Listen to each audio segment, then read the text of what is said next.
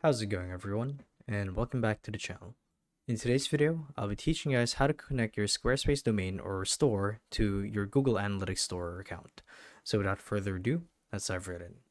So the first thing that you guys want to do is you want to make sure that you're logged into both your Squarespace account or store as an admin, and the same for your Google Analytics account.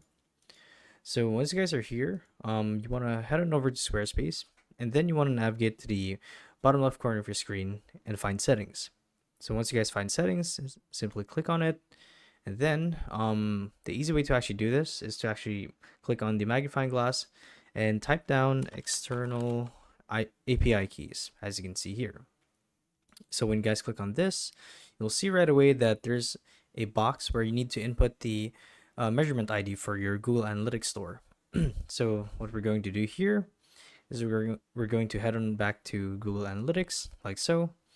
And once you guys are in the dashboard, you guys want to click on admin, and then you want to click on data collection modifications. So this should be a drop down, and here you have a different bunch of options. So from here you want to select data streams and select the store that you want to link to your Squarespace store. So in this case, let's actually pick this selection. I mean, this is the only option here. So we want to click on it, and right away you'll see the measurement ID. So it's this one right here. So I simply want to copy it, paste it here, and hit save.